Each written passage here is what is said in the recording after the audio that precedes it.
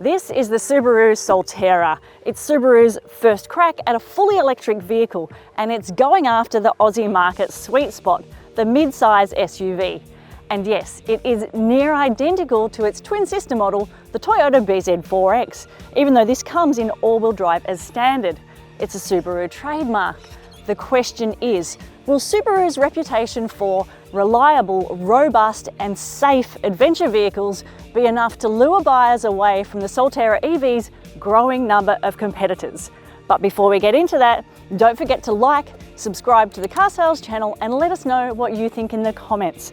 Are you making the switch to an EV?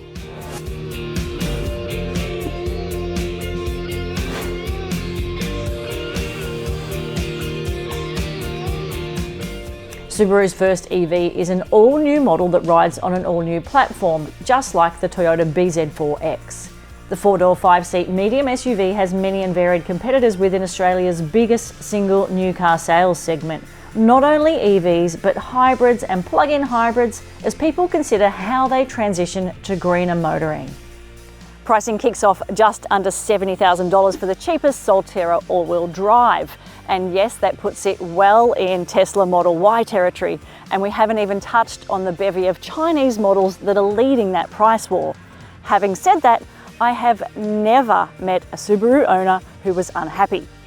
Subaru offers two AC at-home wall box options as a cost option. There are 6 paint colours to choose from, and two-tone paint will set you back $1,200. The lithium-ion battery is covered by an 8-year, 160,000 kilometre warranty, a common industry standard.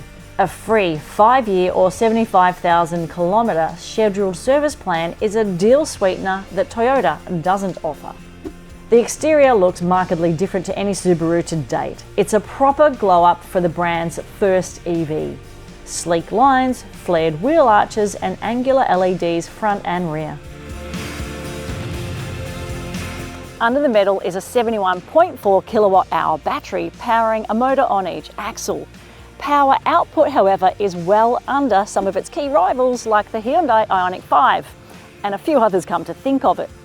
Drive modes of Eco, Normal and Power shift the feel and focus, and the Solterra has a braked towing capacity of 750 kilograms.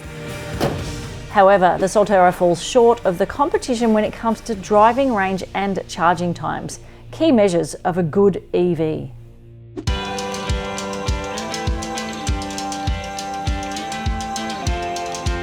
The interior styling marks a considerable change of pace for Subaru. This floating console layout, the use of eco materials, this soft dash trim which matches the seat trim, I really like it. I also feel immediately comfortable and settled, and everything is well within reach. I'm also pretty stoked with the storage in here. They've eked out and used every little bit of space possible. Some of it's covered, some of it's open. You've got cup holders, USB-C, USB-A, a 12 volt. The only omission worth noting is probably there's no wireless phone charging, which you do get in the top spec all-wheel drive Touring. There's also no glove box, so where are you going to put something like this? This large infotainment screen is probably the largest leap forward. It's very un-Subaru, and yet it's so practical, which is very Subaru. It's a huge departure from the multi-screen, multi-layer approach we see in other Subaru vehicles, and I feel like it has the potential to attract a new buyer who may not have liked that approach, or even Subaru owners who might have been tiring of that tech interface. The equipment list is extensive too, with all the notables accounted for. The position of the driver's instrumentation panel will frustrate some drivers. It's set really deep into the dash, and for me it actually is obscured by the top of the steering wheel. Now, it's not at Peugeot levels of flawed, but it's certainly not best in class where design is concerned. The Solterra's cameras shame more expensive SUVs, a full 3D view of the vehicle as well as transparent view of the wheel placement. Great for unsealed roads and awful suburban ones too. Parking sensors front and rear also. Solterra features a full raft of clever safety tech we've come to expect from Subaru, including a driver monitor system to tackle fatigue and distraction, even if it can be distracting. And of course it comes with a 5-star ANCAP safety rating. I am very happy and very comfortable back here. This large flat bench seat has plenty of room for 3 occupants, and look how much legroom I've got. There's also heated outboard seats, 2 air vents, 2 USB-C charge points, back of seat pockets. It's a pretty good place to be a passenger. The fold-down armrest features 2 cup holders and room for a handheld device. There are 3 top tether points and 2 ISOFIX positions. An electric tailgate reveals a generous size boot with really good load capacity. You can see we've got 2 carry-ons here with plenty of space for extra gear. It comes with a removable hard plastic mat, retractable cargo cover, bag hooks and 4 anchor points. 60/40 split fold seats allow for loading larger items, and there's a spot to store your charging cables under the boot floor, but there's no frunk. This new direction is a good story so far, but let's take the Solterra for a drive.